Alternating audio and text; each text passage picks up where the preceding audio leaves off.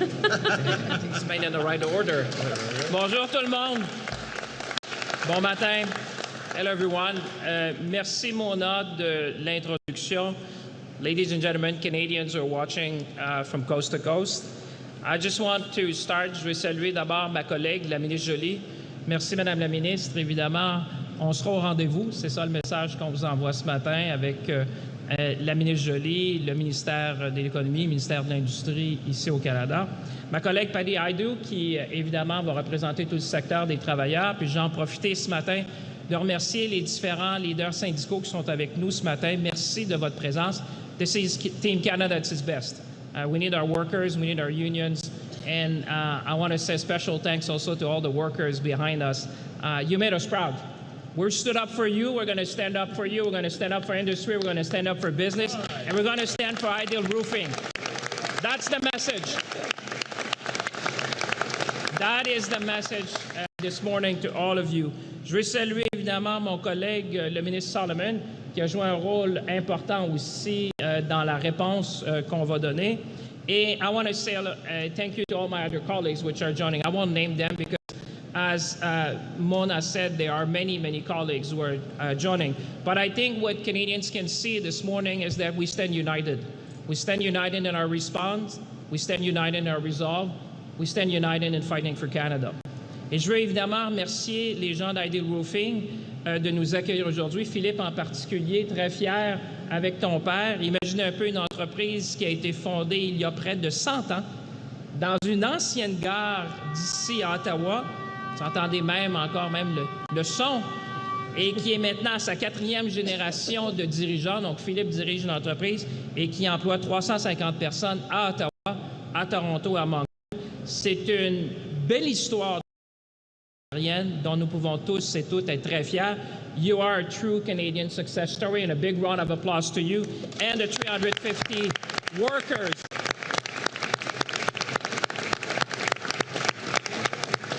You know, you're supplying roofing across the country, and I saw employees who started when you were very young. They told me you were very young when they started, but now you're leading the company, and we're going to support you as we go forward. And when we talk about protecting the Canadian economy, we're talking about people like you, people who are watching at home as well, people who get up every morning, clock in, work hard, and support their families and communities. Le Canada traverse aujourd'hui un conflit commercial que nous n'avons pas choisi, mais auquel nous devons faire face avec détermination et engagement. This is a non-precedented challenge imposed on Canada. But Canada will meet the moment. Canadians will meet the moment. We will meet the moment together. And as the Prime Minister has said, we will support our workers, our businesses, and our industry with whatever it takes for as long as it takes. That is the essence of the message this morning, and that's why we are united with you, and that's why we want to present what we have to offer to Canadians. That's why we'll present the outline of our Canada Strong Responses Plan with targeted countermeasures and a substantive support package for workers and businesses totaling $7.5 billion. Because when Canadians stand together, nothing can stop us. Over the past several months, as you have seen, our government has worked intensely and in good faith to reach a mutually beneficial trade agreement with the United States of America. Minister LeBlanc, our Chief Trade Negotiator, Janice Charette, our negotiating team, and the Prime Minister worked tirelessly on behalf of all Canadians. But ultimately, the terms proposed by the U.S. administration were uneconomic, unfair, and ultimately unacceptable. They asked too much of Canada and offered too little in return. Accepting them would have harmed our workers, people like you see here today, weaken our industries, and compromise principles fundamental to our nation. So we stood up for our workers, we stood up for our businesses, we stood up for Canada. Nous n'avons pas choisi ce conflit commercial, Mais lorsque notre intégration économique est utilisée comme levier à exploiter, plutôt que comme fondement d'un partenariat gagnant-gagnant, nous devons nous tenir debout et défendre nos intérêts, défendre nos travailleurs, défendre nos entreprises et défendre notre souveraineté économique. Jamais nous n'accepterons qu'un autre pays nous dicte la voie à suivre. Notre avenir nous appartient en tant que Canadiens. C'est l'essence même d'être maître chez nous. On August 22nd, the United States of America imposed tariffs on 50% on approximately $28 billion in Canadian goods. Those tariffs will have real consequences for Canadian workers, businesses, and communities across our nation. Canada must respond, and today we are, in a proportionate, targeted, and strategic way. Today I'm announcing that Canada will match the United States tariffs dollar for dollar, rate for rate.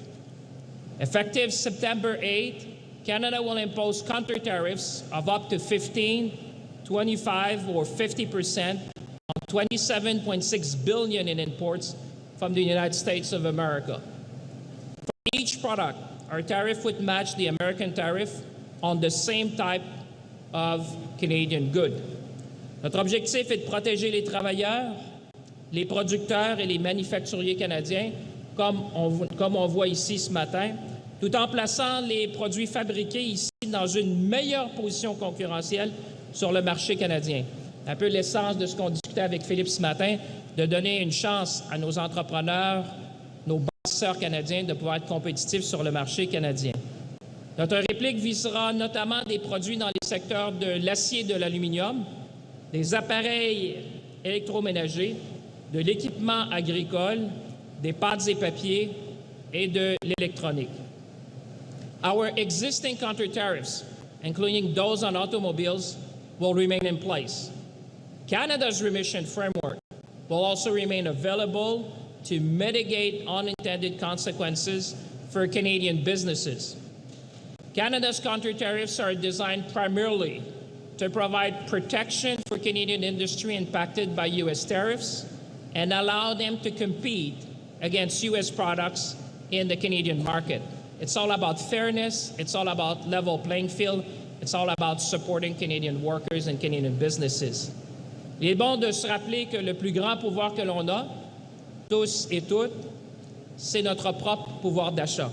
Je le disais hier, dans nos épiceries, nos quincailleries, nos entreprises et à tous les ordres de gouvernement, on peut choisir d'acheter canadien et on doit choisir d'acheter canadien.